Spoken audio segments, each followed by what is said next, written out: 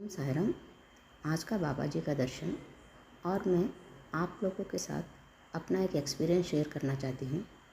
मैं और मेरी सिस्टर दोनों ही शिरडी गए हुए थे।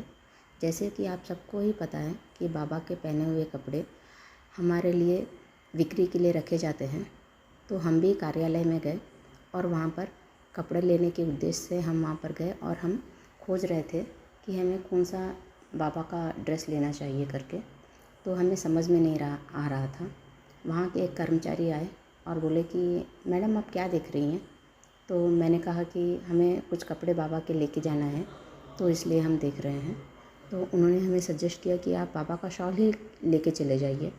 तो हम वैसे ही शॉल लेकर चले गए और जब हम पेमेंट करने की बारी आई तो हम पेमेंट करने के लिए उनके पास चेंज नहीं था।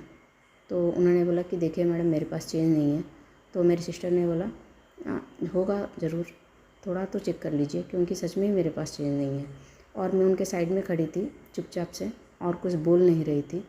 तो वहाँ के कर्मचारी ने सीधे मुझसे कहा, मैडम आपके पर्स में तो चेंज है और आप ही दे दीजिए। तो वाकई में मेरे पर्स में चेंज थे और मैं चुप इसलिए खड़ी थी क्योंकि वो मेरी बड़ी दीदी हैं और वो कार्यकर्ता से बात कर रही थी, तो मैं बीच में नहीं जाना चाहती थी। लेकिन उस कर्मचारी को कैसे पता कि मेरे पर्स में चेंज है, और उन्होंने बड़े सॉफ्ट लैंग्वेज में मुझे बोला, मैडम आप ही दे दीजिए। फिर मैं उन कपड़ों का पैसा दे दी। मुझे ऐसा एहसास होता है कि कर्मचारी को तो पता नहीं मेरे पर्स में कितने पैसे हैं, लेकिन बाबा को ज़रूर पता था कि मेरे पर्स में चेंज है। तो ये मेरे लिए एक एक्सपीरियंस है बाबा का। और जब भी मैं शिरडी जाती हूँ ऐसे कुछ ना कुछ एक्सपीरियंस मैं बाबा से मुझे देखने को मिलता है। ओम साईराम।